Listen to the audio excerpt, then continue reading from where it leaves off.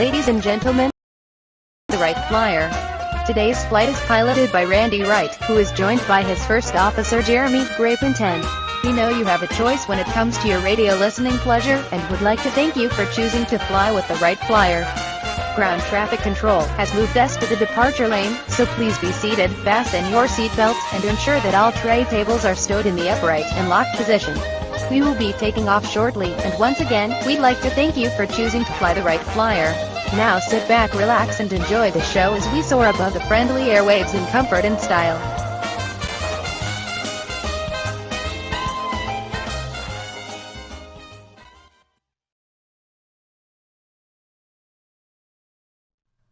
Ladies and gentlemen, welcome aboard the Wright Flyer. This is your captain speaking, and I would like to take this opportunity to personally welcome you to our state-of-the-art radio program. We know you have a choice when it comes to your radio listening pleasure, and would like to thank you for choosing to fly the Wright Flyer. What's more, we're confident that no other radio program or venue will fly you over the friendly airwaves in as much comfort and style, nor leave you with an indelible yet pure sense of enlightenment, quite like we can here at the Wright Flyer. Now that you're aboard, please be seated, fasten your seatbelts, kick back, relax, and enjoy the show. We've taxied to the departure lane and are awaiting takeoff clearance from air traffic control. While they go through that mindless, bureaucratic red tape and regimentation, my first officer, Jeremy Grapenton, and I shall delve into the pre-flight checklist because there is a lot of news and information to get to before we may indulge you with your in-flight entertainment. Well, folks, it finally occurred. Last evening, on October 13th, 2015, the long-awaited, nationally televised Democratic presidential candidate debate occurred. And let me tell you, it was like setting foot in Soviet-era Russia at a Karl Marx symposium. Every solution for the problems facing this country, offered by the so-called candidates, came right out of the Marxist playbook. It was simply staggering to see to what extent these utopian socialists are willing to go to strip down our United States Constitution and to deprive decent, hard-working American citizens of their fundamental and unalienable rights. Yet, this is par for the course when it comes to the current Democrat Party. It is nothing short of the socialist, Marxist, whatever other ist mentality and party that you can think of. So I'm going to spare you the migraine headache of having to endure the entire Democrat debate, if you can even call it a debate, and focus on some of the highlights for the most egregious and atrocious solutions proffered by these out-of-touch politicians. And yes, folks, that's below human.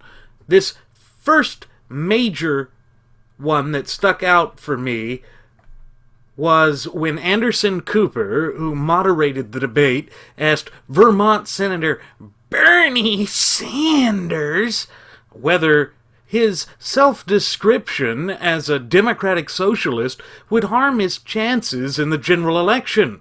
Nerd-faced Sanders replied that no, it wouldn't, because most people don't understand what a true democratic socialist is, and that he would explain it to them, which would make them more eager to vote for him. When I heard this, my jaw basically dropped to the floor, because he is simply stating that most Americans would support someone who is diametrically opposed to the fundamental building block of our society, and the greatest safeguards to our fundamental unalienable rights. In other words, he is saying that America, and more importantly, Americans, are ready to fully embrace the mantle of socialism. Of course, nothing could be further from the truth. Yet it's important to go into his diatribe so that we can best analyze what he said and where he is wrong. Bernie went on to define democratic socialism in rough terms, but through a long-winded and completely boring speech about how the 1% in this country holds 90% of the wealth, and how that is not fair to the general worker in America. He then suggested that we need to look at all the other countries in the world to see what they have done better than the United States and what we should do to emulate them.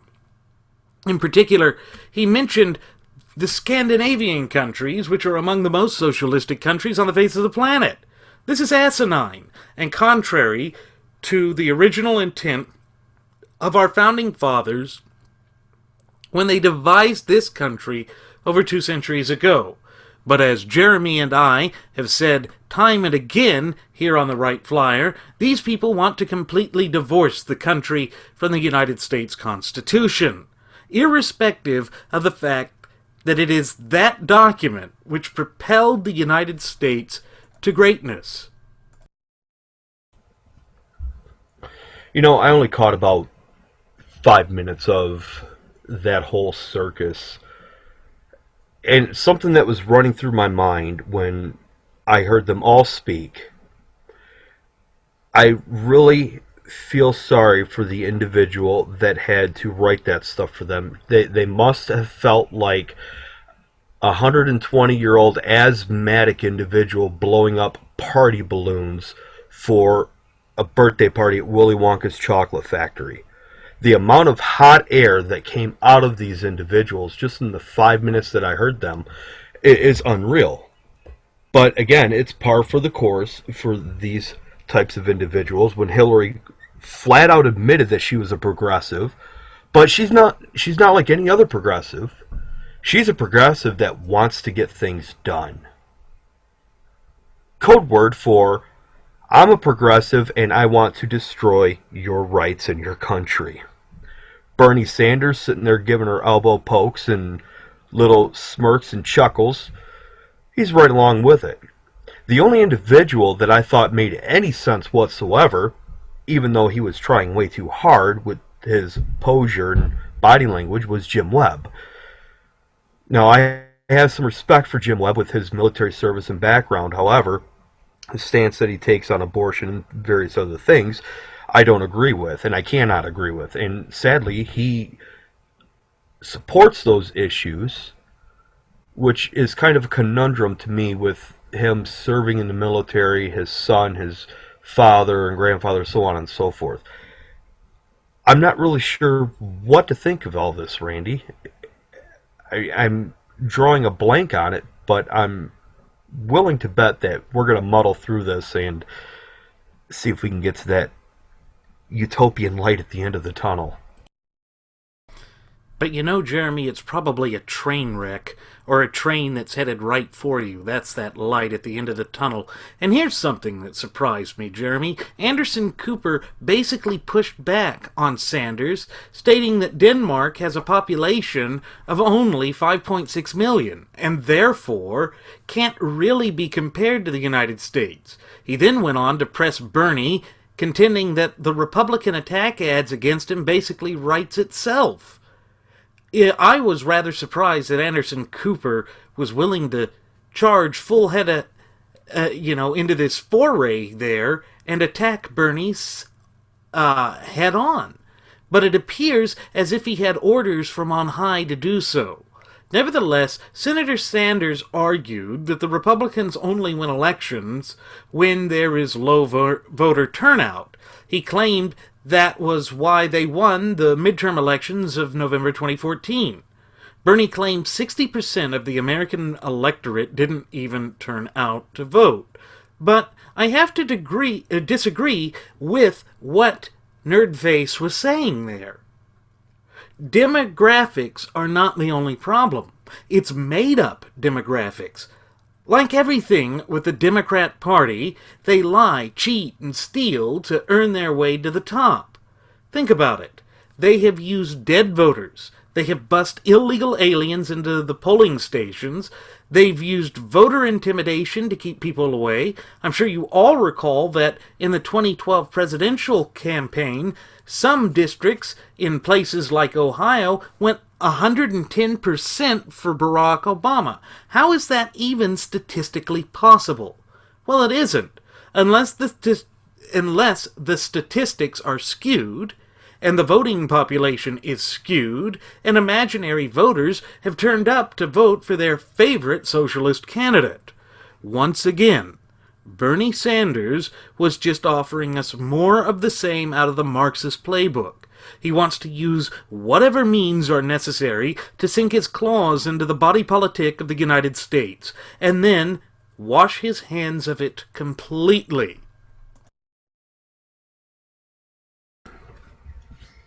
You know what? Tragically, I missed their discussion or oral diarrhea of their idea of gun control and pushing that. And to me, it's no loss to me because I already know. You and I both know what it is. Our listeners know what their stance is on the Second Amendment. Is, in a nutshell, they don't want it to exist. This is a key issue, and this should ultimately be the underlying issue when gauging an individual that's running for candidate. Because if they're willing to violate the very thing, being the Second Amendment, that is the safeguard to every other enumerated right and the Constitution as a whole, what's stopping them from going after freedom of speech, religion, illegally searching and seizing your home, telling you can't have a lawyer to represent you, or furthermore, telling you can't even have a trial. They're just going to incarcerate you. It's a stair step, and it's like the old adage goes, you know what rolls downhill. And that ball gets pushed to the top of the hill, and they pray to God never achieve this, but should they ever achieve eradicating the Second Amendment, that's going to be it. That will be all she wrote. And these 5 clowns are all in cahoots together. They all have the same montage. They all have the same agenda. You know, it would be interesting to see somebody like Jim Webb or even Chaffee, Lincoln Chaffee, and I think this would surprise everybody, and I'm willing to bet this would actually jump his numbers in the polls. He's not expecting to win or to get the nomination. If he really truly wants it, here's a bit of advice for Chaffee. Next time they ask the candidates what's the greatest threat to the United States, all he has to do is point at the other 4 and say, these are the 4 individuals. And that'll be it. Showstopper, folks. Bam, done. Instant soar in the polls, but I don't think he'll do that because he's been told not to. And isn't it funny how it always comes down to that with the Democrats? They always do what they're told from on high. Now back to the debate itself. Cooper went on to press Bernie Sanders about the statements that he made earlier, in which he unequivocally stated that he is not a capitalist. Again, Cooper asked him, "Are you not a capitalist?" To which Bernie Sanders said that no, he doesn't want to be part of the casino capitalist system. Folks, that right there clearly demonstrates that these people are wanting what is known as a command or control economy. That is, an economy that is completely controlled from the government at the top. This is, of course, completely contrary to the founding vision that our forefathers had for this great nation. As you have heard Jeremy say many times here on the Wright Flyer, the founding fathers were completely distrustful of a strong, centralized government. That is why we went from the Articles of Confederation, which had a very weak centralized government, to the United States Constitution, which sought to establish the perfect balance between central and local governments. The Democrats, as can be seen through nerd-face Bernie Sanders' response, are attempting to throw that balance to the wayside and re-establish the country in the light of a utopian socialist system. But, as history has shown, time and again, such systems are doomed to failure. This is because they do not follow the natural law. Once again, folks, the Democrats despise and loathe the natural law system upon which our constitutional republic is built. They don't want to have a representative republic. They want to have a dictatorship. And the most alarming thing about what I saw on that stage last night was the fact that they feel comfortable enough to come out in the open and show their true, hideous features. The mask has been removed, and it is clear that they are declaring war upon the United States Constitution, and thereby upon the decent, true citizens of the United States. Well, that's just the thing. They've built up enough complacency amongst the voting base to where they no longer have to hide, so to speak, behind a mask. They don't have to do so much behind closed doors anymore. It's not so much smoke and mirrors. In fact, they're putting the propaganda right out there in the front. And people are blind to it because they're not used to it, because it's been an incrementalization of given a little bit more. Every time they speak, they interject 1 or 2 points more of their propaganda, and it's just nothing but continuous lies. And as we stated before, what Hitler said, what Goebbels has said, what Hans Göring has said, Heinrich Himmler, they have all stated this. Even Stalin and Lenin stated this. If you repeat a lie long enough, eventually it becomes the truth. Okay? It reminds me of another quote. Soren Kierkegaard said that people are stupid. And essentially he's right. People are stupid. They will believe a lie based on 2 reasons. A, if they're afraid it's true, or B, they want it to be true. I think the latter part of that quote applies here because the American populace, the voting base, overall, especially those that vote for the Democratic Party, and those that vote for the entrenched establishment rhinos and the GOP elitists, they want everything that they're being told to be true. They hinge on it. It's their knight in shining armor, so to speak. They want someone to save them.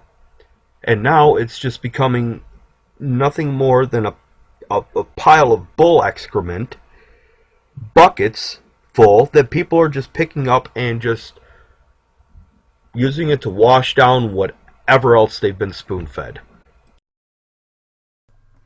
Yeah, and you see this clearly also with the type of media frenzy that goes forth to try and tell people what the party wants them to hear and what many people want to believe. When it comes to things like the unemployment numbers, people are going to want to hear that things are going well. And so they are predisposed, if you will, to accept that as the truth, even when nothing further could be from the truth. You know, nothing could be further from the truth than what they were saying about the unemployment numbers. Now, Cooper went on to ask every candidate standing on the stage whether anyone else there did not consider themselves a capitalist. Hillary Clinton was quick to jump in and try and say, no, it's not that she's a socialist, but, to quote her, we need to focus on small business, and the way we do that, now I'm paraphrasing, is to tax big businesses and use the government to create opportunities. She lampooned Sanders' remark of saying that the United States should be more like Denmark, but she said that we should still look to foreign countries to determine what the best path is for the United States. Folks, this is the sort of thing that turns my stomach. The United States of America left Europe to escape European failed systems that have been established to keep people down. They forged a new path, a revolutionary path that had never been tried in the history of man before. That revolutionary philosophy was the notion that sovereignty rests in the hands of the people, to be delegated to a limited government, and that the rights of the people supersede any governmental authority. Yet, the sort of system that the Democrats were discussing on that debate stage is in no way, shape, or form related to our representative republic as designed and outlined within the four corners of the United States Constitution. In other words, they are wanting to embrace the true socialist systems of Europe, and they are completely open about this now, as Jeremy has mentioned as well. If you think back just 10 years ago, such an answer would not have been acceptable. Even 10 years ago, a candidate like Bernie Sanders would have instantly been laughed off the stage. However, the audience present at that debate must have been a hand-picked audience. This was all designed to create the illusion of pure support for the Democrat message, and that even goes to the little bit of kabuki theater that happened before the debate even got started, when President Obama appeared on a monitor like some arrogant, sniveling god gazing down upon the unwashed from his perch on Mount Olympus. It was like he was proclaiming that he gave his blessing for this debate. What the hell is this all about? It's not reflective of the true nature of the American people, nor of their spirit, character, heritage, culture, and identity. This goes to show that these people have the cult of personality, like any other tin-pot dictator. Dictators like Adolf Hitler, Joseph Stalin, Mao Zedong, and Pol Pot come to mind. They are narcissists at their core, and they are hell-bent on securing power for themselves at the expense of the decent, hard-working American citizen.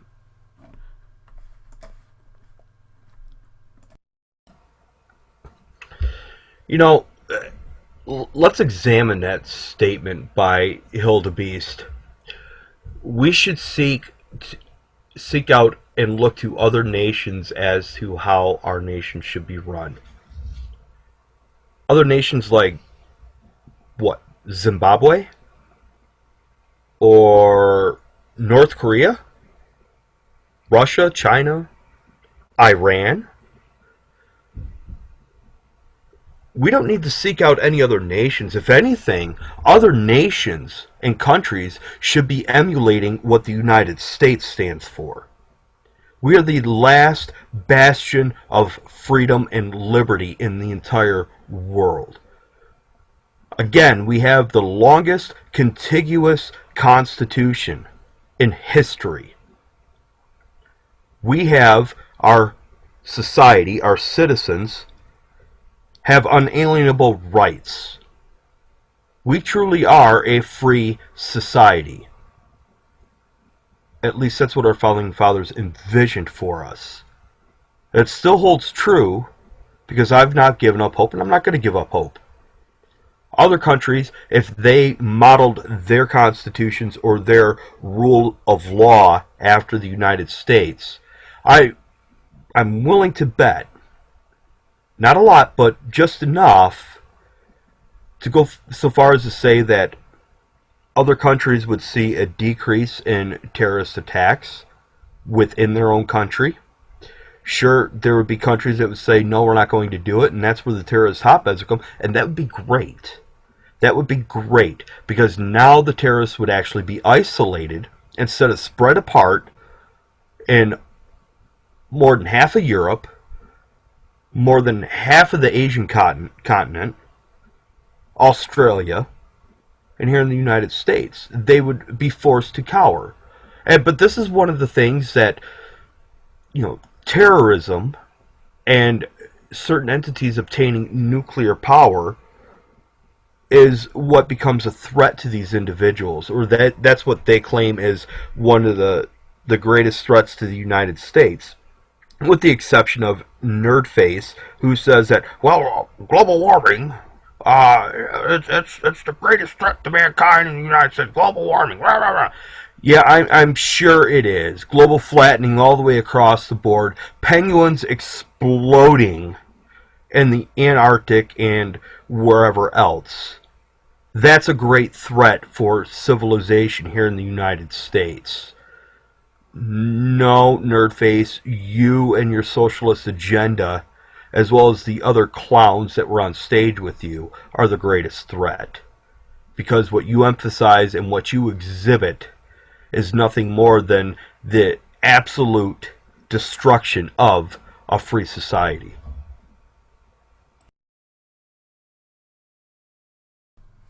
Absolutely. And, after Clinton tried to inject, or rather interject, her little partisan blip there was a little bit of back and forth between Sanders and Clinton. Then Chafee and the others were trying to say that, look, we are the true left-wingers. We all embrace socialism to some degree or fashion. This is absolutely sickening, folks, because it shows just how detached from reality these socialist morons really are. They believe embracing these failed policies of Europe will somehow better serve the American people. Well, nothing could be further from the truth. There is no way that socialism would work. We, in the United States, would be unable to maintain our current standard of living. Our quality of life would go down, and we wouldn't be able to exercise our fundamental unalienable rights. That's the thing that these Democrats hate. They don't like the idea that this nation was founded upon the fundamental principles of self-accountability, self-responsibility, and self-determination. In other words, they don't believe that anyone can think for themselves other than they themselves. It's that sort of arrogance that just makes me sick, and it frightens me for the future of this country. Yet, that is why it is all the more important that we, here at the Wright Flyer, continue to push our mission. And our mission is, as we have stated repeatedly, to spread the word of the United States Constitution. Remember, it is the duty of the American people, who are endowed with such fundamental unalienable rights, to proactively maintain and protect those rights. And that is the reason I say that it is the most important time to gain a working, fluent knowledge and understanding of the Constitution. There can be no question that these deviants are plotting to strip away our shared Constitution. You didn't have to look far to hear Bernie Sanders pointing to other countries, claiming that they were greater than we are. You didn't have to strain your ear to hear the fact that we need to change aspects of our country. Folks, the only aspects of our country that we need to change are the damaging things and policies, those failed utopian socialist policies that have been worked into place by this current devious regime. Just as President Obama came down hovering over the entire debate field with that monitor, as if he is some omnipotent God sent to us by the great Karl Marx himself, these people are trying to use their cult of personality to turn us against one another, and to push back on our unalienable fundamental rights. Folks, we cannot stand down now, because they are moving full steam ahead, full court press, against each and every one of our most sacred rights. Again, the 5 minutes that I watched, 5 to 10 minutes, I'd say. Another thought occurred to me. If Quentin Tarantino decided to direct a Broadway play, it would be this. And he would have to dub it Karl Marx mixed with Debbie Does Dallas. I mean, that's really no other way that I can explain this. Because it was nothing more than a proletariat orgy of sorts of these individuals conniving, bantering back and forth, creating mass hysteria and confusion amongst the people that are listening, for those that can actually decipher what's going on. It was just nothing more than a bunch of blah, blah, blah, blah, blah, blah, blah, blah, blah. Again, I could say that because I understand what those individuals are all about. I understand the underlying agenda. It's important that we all understand that underlying agenda, because if we don't, and we don't have a working and understanding of the Constitution and knowledge base of it, that underlying agenda is going to creep up and eventually wipe us all out. You say goodbye to all your rights. You could say goodbye to, whatever good economy you think you have. Because, folks, let's face it, the economy is in shambles. It has been in shambles for a long time. You go all the way back to the Clinton administration. People say, well, we had a great economy under Clinton. No, we didn't. Well, he balanced the budget. No, we didn't. Because there was billions of dollars missing from the Department of Defense that was never accounted for until after 9/11. So how can it be a balanced budget? How can we have this great economy? It's because they obfuscate the numbers and inflate them to their advantage. And when they continue to do that, they won't stop at inflating or obfuscating anything else so long as their agenda is pressed forward. And that's why they always use that term forward.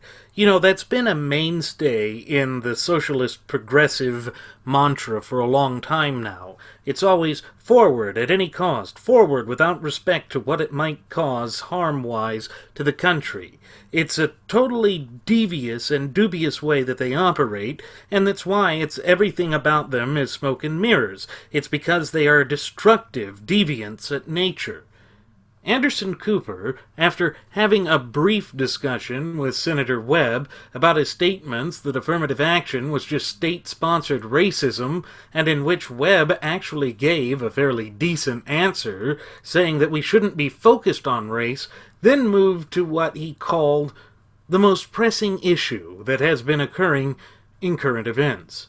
Cooper stated that guns have been the most discussed topic ever since the tragedy that occurred at Umpqua Community College there in Roseburg, Oregon. And he said that it's the most talked about issue on social media by at least 2-1. Again, this shows that the mainstream media is playing into the Democrat and Marxist playbook in giving social media more weight and credence than the United States Constitution. Folks, this part of the debate was one of the most absurd, because the Democrats contradicted themselves time and again in stating that they supported the right to keep and bear arms, but wanted to propose so-called common-sense gun restrictions. Now, as Jeremy and I have discussed on previous shows, there is no such thing as common-sense gun restrictions. This is because the language contained within the four corners of the Second Amendment is clear when it says that the right of the people to keep and bear arms shall not be infringed. Apparently, almost every candidate on the debate stage struggles with reading comprehension, or they just don't care. I believe it's more of the latter rather than the former. Cooper pressed Senator Sanders, saying that he had voted against the Brady bill in Vermont, and that many had suspected that meant he supported gun ownership because Vermont has very little gun control legislation, or at least that is how it was painted. Sanders went on to claim that the reason that he voted against the Brady bill were there were other things in the bill which he didn't like, but that from the outset he had stated that he would support a ban on assault weapons. And I really hate that term because it is a nondescript, vague, and ambiguous term. But he also stated that he once again supported a full ban on semi-automatic firearms. Folks, we have discussed this multiple times here on the Wright Flyer, and it just shows how delusional these Democrat candidates are. They sit here and claim that they don't want to strip you of your fundamental rights to keep and bear arms, yet all they do is talk about limiting the ability of law-abiding citizens to keep and bear arms. I'm not even going to go into the actual words that were said by the candidates because it is just that maddening. You can get the gist just from what was said by Bernie Sanders at that point, and all of them wanted some form of gun control. Now, folks, there can be no denying that when you talk about gun control, you are not in agreement with the United States Constitution. Our founding fathers included the Second Amendment within the Bill of Rights because they understood that of all the fundamental unalienable rights, it is the right to keep and bear arms that ensures that you have the tools at your disposal in order to protect every other right. Jeremy and I have said this many times, and it bears repeating, because the Democrats are out there again trying to strip us of the ability to keep and bear arms. Well, that's just par for the course for the socialists. Let's look at other socialist nations in history. Nazi Germany. Now, people would say, oh, Adolf Hitler was a right-wing extremist. No, he wasn't. Not in the sense of how we in the United States view right-wing. Over in Europe at that time, a right-wing individual was more akin to the progressive, moderate, or socialist movement. The Liberal Party over there was actually more conservative or more Jeffersonian. Now, again, looking through history, one of the very first things that was ever done in these types of political ideologies and systems, firearms were confiscated, or any and all weapons were confiscated. The means of the individual to be able to protect themselves from the tyrannical government that was going to rain down on them was stripped away. They had no means of defending themselves. Many of them actually willfully submitted their firearms, their swords, even their pitchforks, because as poor farmers, some of these individuals, that's all they had, for the means of buying into this. We're from the government, we know what's best for you, we will keep you safe. That's the kind of thing that Benjamin Franklin and the Founding Fathers railed against, especially Franklin, when he said those individuals who are willing to sacrifice and forfeit their liberties for some sense of security deserve neither and will most assuredly lose both. And that happened. Very prophetic in what he said. Years prior, over 100 years, 150 years prior to World War II in Nazi Germany. So how is it that, again, we're coming face to face with this, again, the complacency, all done through political correctness, emotional deviancy. And when I say emotional deviancy, that means people are more worried about being offended because of what someone might say. Folks, if you haven't heard us say this before, you're going to hear it now. The United States Constitution does not prohibit you from being offended. The First Amendment, in a way, allows you to offend people. It allows you to speak the truth because, let's face it, people are not willfully accepting of the truth. Because they don't like to hear the truth, they take offense to it. They feel angered and upset. They get their knickers in a knot, so to speak. Well, guess what, folks? The truth hurts. But you can only offend individuals by speaking the truth or by saying something to them if you are willing to accept the responsibility and the consequences that come with you exercising your First Amendment right. That goes with all rights enumerated in the Constitution. This is one of the key, fundamental, and utmost important variables that needs to be understood. You have constitutional rights. They are yours to maintain and yours to protect and yours to use and exercise.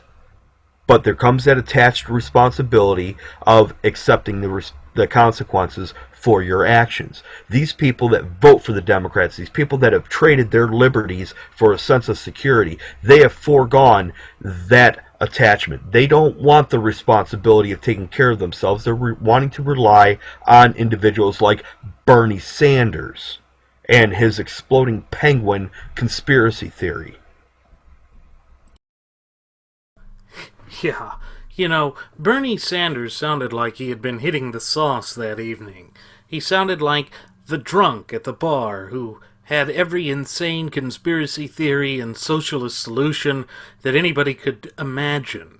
Of course, that's not what would work for the government, or for the country, or for any of us. Jeremy, the other overtones with everything that they were saying was their stark opposition to the National Rifle Association, or the NRA.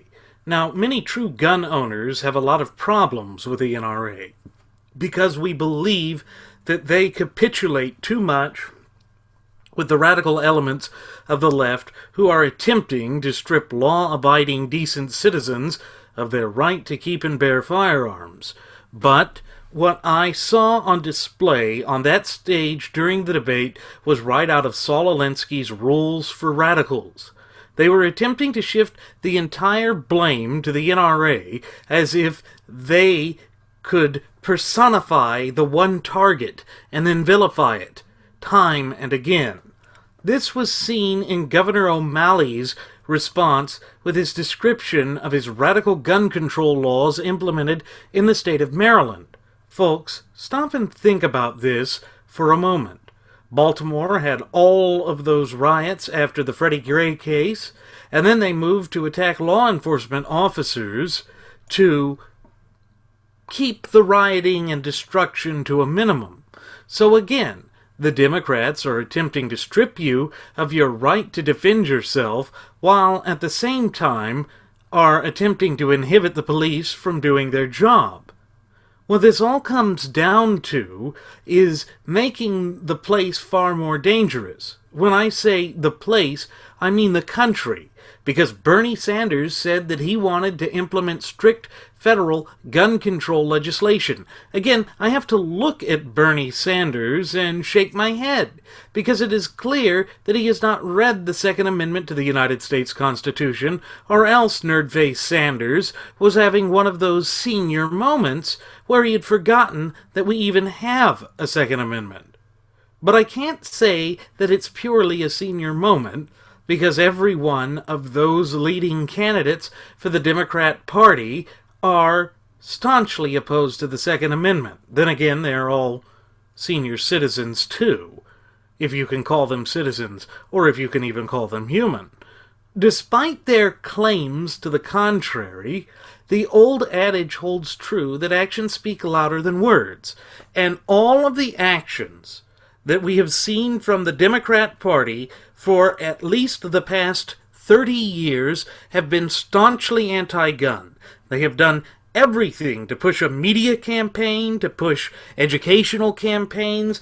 Hell, they've even gotten comic books to go out and try and decry the evils of firearms ownership here in the United States. It is that sort of mealy-mouthed propaganda that poses a significant threat to American citizens throughout the country, because through those initiatives, and they are deliberate and intentional initiatives, they are attempting to strip every decent, hard-working American man and woman of their fundamental, unalienable right to keep and bear firearms. And as Jeremy and I have both stated time and again, that the Second Amendment right to keep and bear firearms is the most important of those rights. It is a linchpin for protecting all of your other fundamental, unalienable rights. Well, let's go back to this verbiage that they use. Common sense gun control. This is nothing more than another attempt for them to hijack a perfectly good phrase, a set of words used in conjunction with each other in order to pass their agenda. Think about it. Common sense gun control. To the American citizen that understands the Second Amendment and the way it's read, that is common sense. It does not get any simpler than that. A well-regulated militia being necessary for the security of a free state, the right of the people to keep and bear arms shall not be infringed. It's very simplistic, cut and dry. It is the people who hold the rights to keep and bear arms, not the military, not the government factions. It's not up to the states. It is the people. Why? Because we delegate authority to them to govern over us, and us keeping and bearing arms is that fail-safe to keep them in line so that they will not get out of control. That is common sense. But they want to take common sense and twist it to say, well, it means this now. Much like the word gay. How they've twisted that and morphed that. Folks, if you've ever watched the Flintstone cartoon and listen to the theme song where it says, we'll have a gay old time, it means we'll have a happy time. We'll be joyful, gleeful. We will enjoy ourselves. But no, now you can't even mention the word gay without somebody getting upset and crying on their sexual partner shoulders, who then is just as equally emotional, and they get upset, and then you have nothing but a circular festivity going on of people weeping and doing God knows what else, and then coming together and getting angry because somebody called them gay. You know, that's so gay.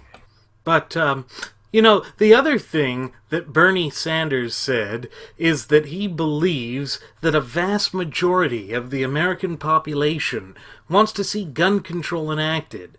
I just don't believe that to be true. If that were the case, then why are gun sales higher now than they have ever been? Why are people trying to purchase ammunition now more than ever? I believe the answer to these questions are that people want to defend themselves, and they are fearful that these radical and extremist left-wingers will do everything within their power to strip the American citizen of the right to keep and bear arms. Everything that was offered from that stage confirms this fear. It also explains why we have to press harder on our mission to spread knowledge about the United States Constitution. Folks, when you are armed with a working and fluent knowledge and understanding of the United States Constitution, you have the ability to stand up to these out-of-touch politicians and say no. It's very important that you know this. Only you can defend your rights. That is part of the duty and responsibility that attaches with your unalienable rights. And that's the thing. These rights are unalienable, meaning they are endowed to you by your Creator, and that those rights supersede any and all authority which might be claimed by any government at any level. Of course, the Democrats don't believe that. They believe that the authority of the government in every instance should trump those of the United States citizen. And again, this is diametrically opposed to the foundational principles of our founding fathers. The United States Constitution was developed in the way that it was for a particular reason. The founding fathers had waged a long and drawn-out war of independence to free themselves from the chains of bondage to a central government. In that case, the central government was the crown. So, in the late 18th century, the 13 colonies banded together in order to throw off the shackles of tyranny and despotism and to free themselves from the dictatorial control of an oppressive government. Now, 239 years later, the Democrats are on a nationally televised presidential debate, claiming that they want to return us to the shackles and chains of tyranny and despotism. This is why it is so important that we understand what our rights are, and that we are willing to take whatever step is necessary to safeguard our rights. Folks, we have to be active in defending our rights because it is clear that these rights are under a deliberate, intentional, and incessant attack. If we don't stand up and tell the government, no, they will strip us of our unalienable right to keep and bear firearms. But that's not the only right that they would take away from us. Jeremy has pointed to some of the others. Rather, the right to keep and bear arms is the linchpin of all the rights. We use it to protect our other rights. You know what the most important unalienable right is? The right to life. But what good is life if you don't have the ability to protect yourself? If you are stripped of your ability to think for yourself, and you are deprived of your ability to feed your family through a business as you see fit. We've already discussed how in San Francisco the last gun store was forced to shut down because of these extremist left-wing policies. Well, we would get more of the same under the policies proposed by the Democrat wingnuts. These extreme and radical left-wingers are prepared to move full steam ahead in depriving each and every decent, hard-working American citizen of all of their fundamental rights. Now, I know it may seem extreme that I'm saying this, but it has been a gradual process, and now that gradual process is accelerating. Once they get one claw into it, they're going to push more and more to gain greater control. That is the way that corruption works. As Jeremy has stated repeatedly on other shows, the old adage of power corrupts and absolute power corrupts absolutely applies perfectly to this situation. And this is just apparent in everything that they were saying on that stage last night, particularly with respect to gun control. You know, I want to paint an image here regarding the Second Amendment. Let's say you have a soldier, and let's go back to medieval times. Okay, you have a knight. A knight goes into battle with what? His sword and his shield on his trusty steed. Now, if you send that knight off into battle without a sword or without a shield, the shield being the United States Constitution and that sword being the Second Amendment. You use that sword as a defensive measure. In certain circumstances, yes, you have to go on the attack, but from a defensive standpoint. See, honorable knights back then didn't just go off and melee with other individuals or go out and attack other individuals. They did not use their arms, their weaponry, to do that, to be malicious. No, they actually protected the kingdom. They protected the individuals of the kingdom. The other individuals being, let's say, the other constitutional rights.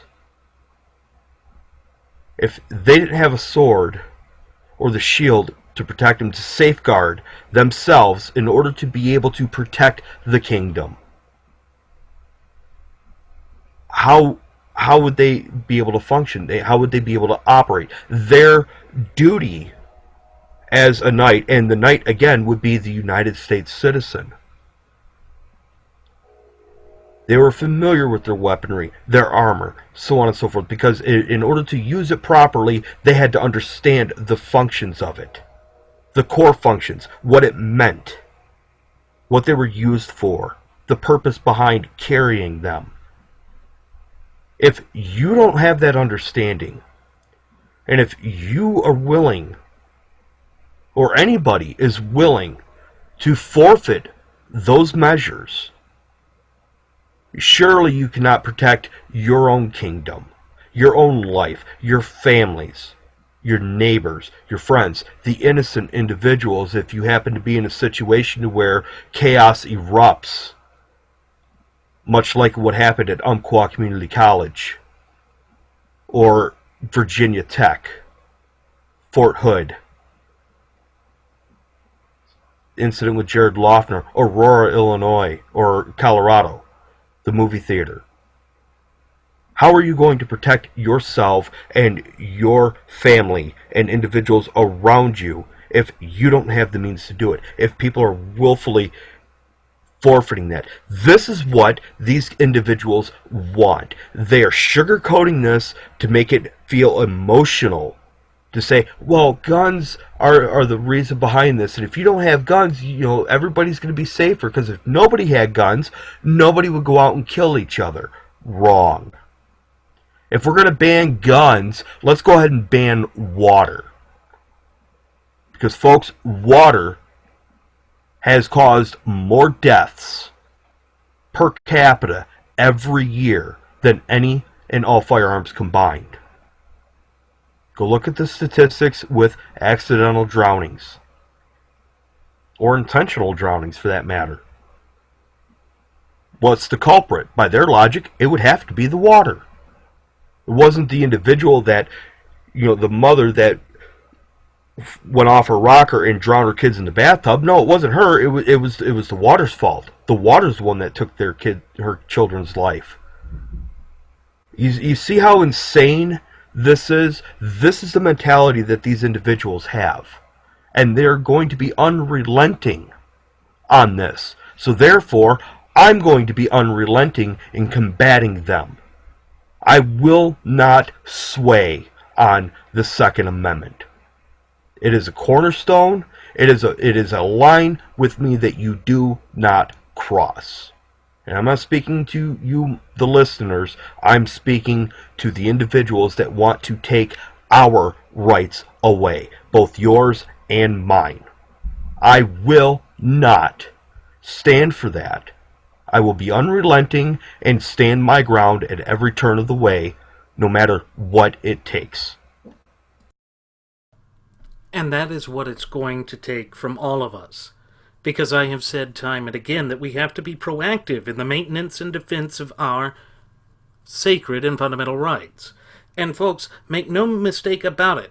What you saw on that stage last night was a pure attempt at attempting to get rid of your fundamental and unalienable rights. It would be tantamount to saying that you shouldn't have drinking water, because people are addicted to water. Everyone that's alive is addicted to water, because at some point you need to quench your thirst in order to survive. Well, there are times when there are home invaders, or someone is attacking you, or even a despotic and tyrannical government is moving to encroach upon your liberties, that the only way to save your life is to know how to use and keep and bear firearms. That was the entire impetus behind the Founding Fathers, including it within the Second Amendment. Because if you remember, it was the American citizenry that were the first responders back in the American Revolution, and that is the case right now, today as well. It is not the government's duty or responsibility to protect you, it is yours, ultimately, and always. And this brings me to what was missing on the Democratic side.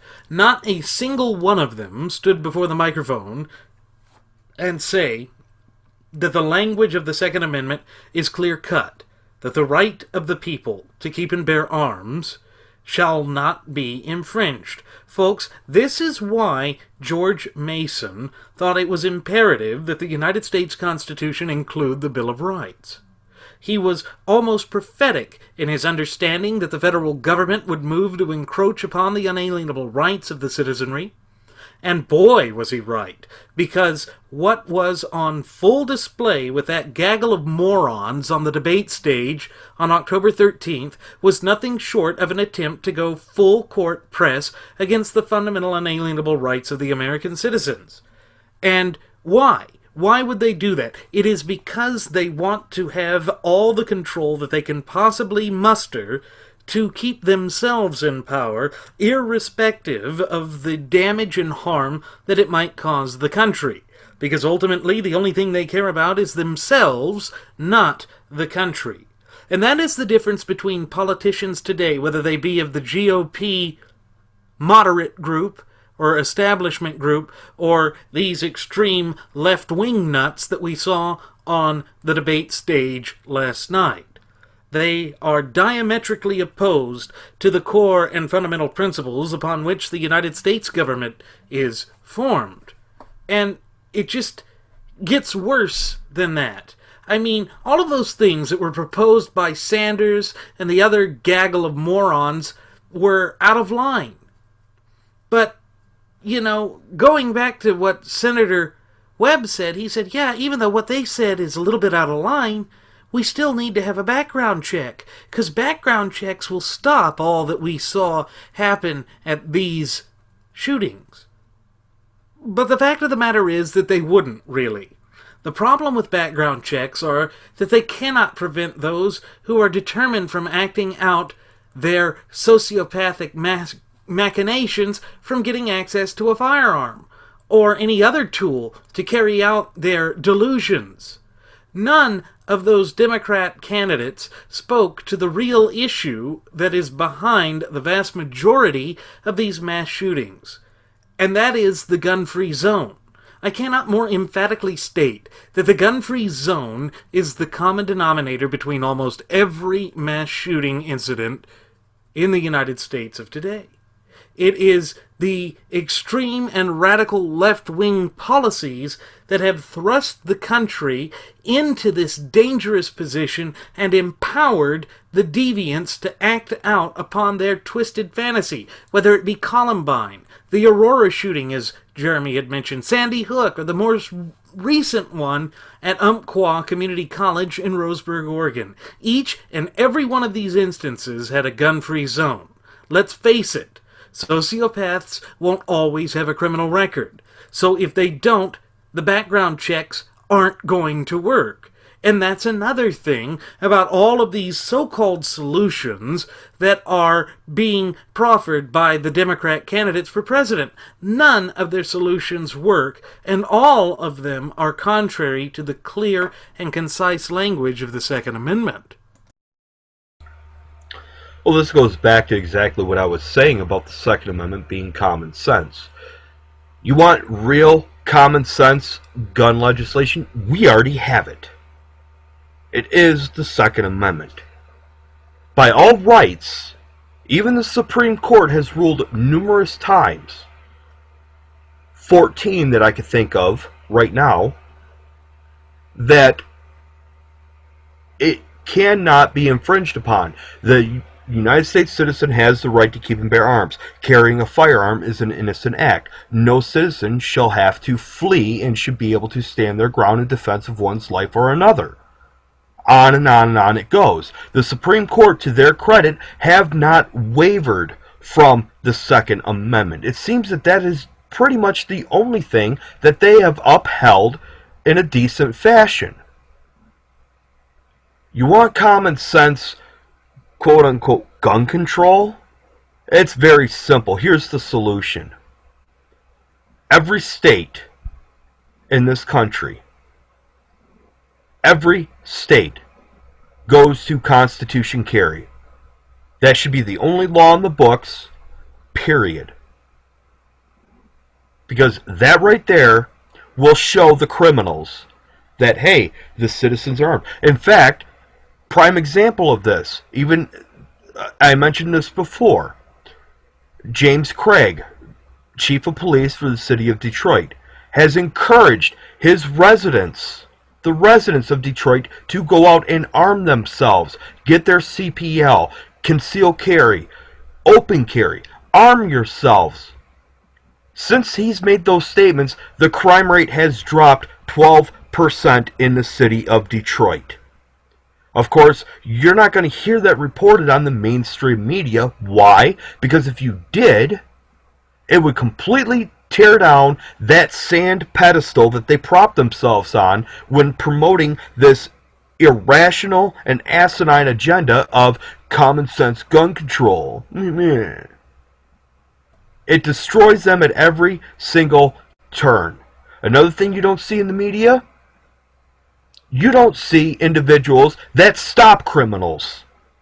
Would-be attackers and assailants that want to go in and cause harm by way of knives, baseball bats, firearms, what have you. Any kind of weapon to commit chaos and murder and great bodily harm. You don't see in the news armed citizens that stop them, that put an end to their devious acts.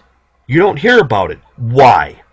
Because if it was reported, and every single one of those instances was reported, just like every single instance about these gun-free zones is reported in the news, you would find that the former, being those that are not reported, outweigh the latter.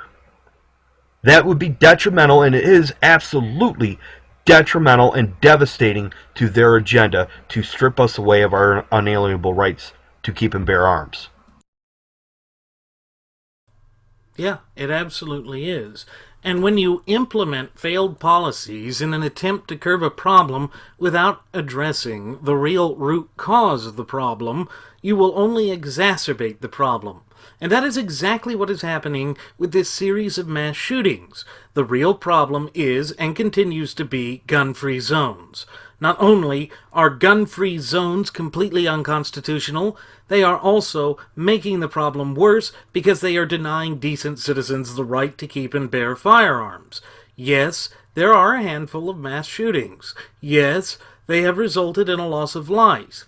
But let's look at it the way the Democrats always approach these issues, such as terrorism.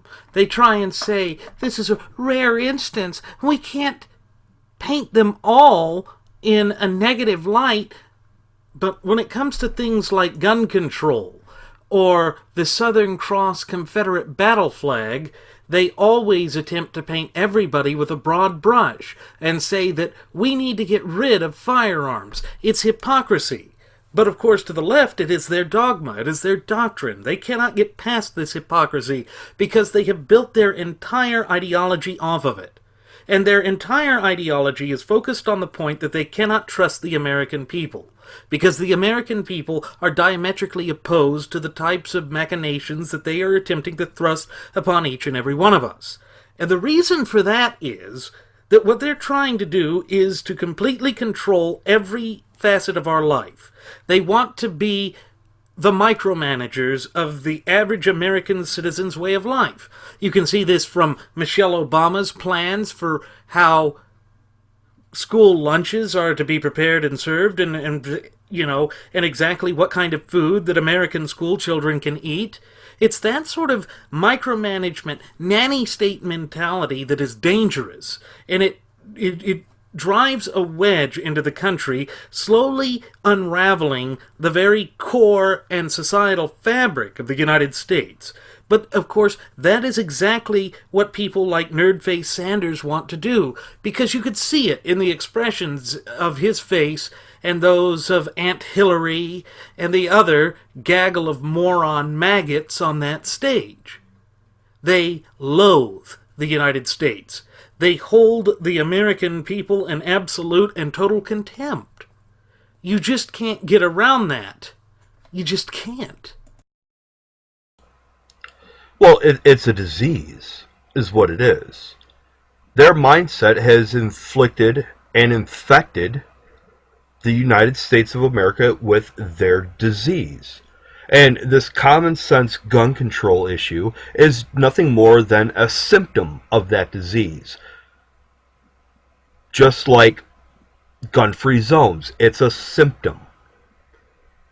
Any and all events that stem from this, and when they try to take those events and politicize them, they're creating another symptom. The only way to get rid of the symptoms is to get rid of the disease. That's the solution for it. You get rid of the disease, the symptoms go away. You may have remnants here or there, some scarring left over, maybe part of the proverbial immune system doesn't function as well as it did, but with time all things heal. We need to get rid of the disease, this Fabian, socialist, Marxist, communist, whatever again, you want to apply to this disease. It needs to be eradicated. But this simple disease is It's a mutation of another disease. Political correctness. We've talked about this numerous times. Political correctness is the cancer.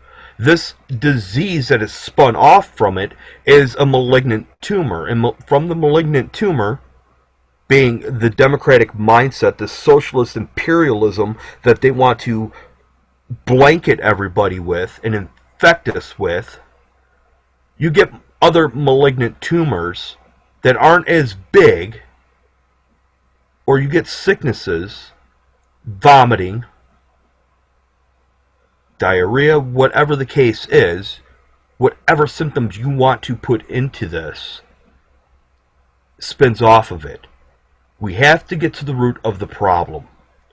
This Fabian ideology that has been plaguing the United States since the late 1800s. It entrenched itself and set the taproot in Europe. And then, of course, as time went on, we had the Industrial Revolution, so on and so forth. We had other individuals coming over from Europe, investing here, bringing that disease with them. It's kind of like the ultimate version of smallpox, if you will.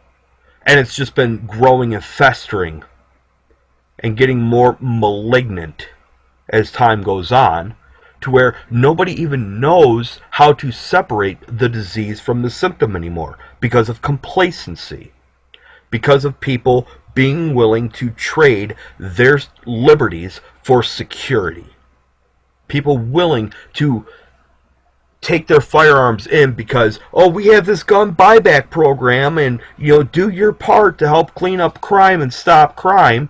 Every single place where they've had one of these gun buyback programs, crime rate has gone up. It has increased. Why? Because the criminals are frothing at the mouth saying, hey, guess what? The citizenry around here, they're not armed anymore. That makes it easier for us. They're soft targets. Essentially, these gun buyback programs have created a clouded and charaded gun-free zone. That of being the citizens' own homes, or the citizens themselves. Ladies and gentlemen, I hope you have the mindset, and I'm sure you do, to take on the notion that you should not be a gun-free zone. You are a victim-free zone. Keep yourselves armed. Stay vigilant. Understand and learn the Constitution. Maintain your rights. They are yours. It's like I made the analogy before. It's your house. You have to keep your house up, or else it will crumble down around you. You have to make sure you keep up with proper maintenance. This is what the Constitution is. This is what your rights are. Think of them as your home. Would you be willing to sacrifice anything in your home? Sound walls, a good roof? Broken, have your windows broken out? Or are you willing to allow your windows to be broken out so that you can have, a better furnace in your home to keep you warm in the winter months? What good is that going to do if you have broken windows creating your house to be drafty? It's not going to solve anything. It will completely defeat the purpose. Do not defeat yourselves by foregoing your rights for a false sense of security.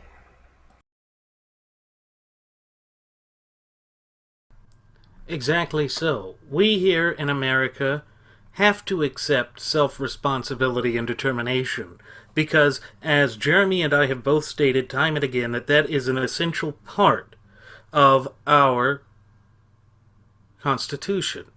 It is an essential part of how this nation was created and envisioned by our founding fathers. And this notion of the doctrine of political correctness being a cancer that is siphoning off the lifeblood of our once great nation, it can be seen in how none of those candidates that were standing on the stage were able to say that all lives matter. Well, perhaps this is because of their stance on abortion. Either way, they were incapable of saying that all lives matter. They only care about Black lives, or so it sounded on that stage. Folks, how can they sit there and say that the Republicans are the racist when they can't even say that lives other than black ones matter? Is that not the epitome of racism? It's beyond all belief. Then there's the thing where Bernie said it was time to stop talking about Hillary's email. I bet he wants us to be quiet about that. He doesn't want the truth to be found. After all, he came out and said that he wouldn't have done anything to help defend the United States in the aftermath of 9/11. These Democrats don't care about our safety and well-being. They're out to strip us of our rights, and that's all that matters to them. There's so much more we could cover, but I don't want our listeners to suffer. Folks, these are the main issues that we thought were problematic. It's clear that the Democrats don't care about you. Otherwise, they wouldn't be pushing to strip you of your fundamental and unalienable rights. With that said, we have come to the time to when we must begin our descent. And once again, I'm Randy Wright, your captain, and I want to take this opportunity again to thank you for flying with me. As always, I've been joined by my first officer, Jeremy Grapington. Folks, we do this for you because we understand just how confusing this all can be. And that is by design with respect to these utopian socialists that are willing to do whatever it takes to strip you of your unalienable, fundamental, God-given rights. But we hope that we are imparting you with a greater knowledge of the United States Constitution, and that by engaging in this discussion over every episode, that we all gain a better, working, fluent knowledge and understanding of the United States Constitution. Because if we have done that, we have taken one step towards ensuring that this country, based on the fundamental principles of liberty, equality, and a true sense of justice, continues as our founding fathers had envisioned it nearly 240 years ago. Once again, thank you. I've sent the flight attendant back for one last round of alcohol. Thank you for choosing to fly the Wright Flyer.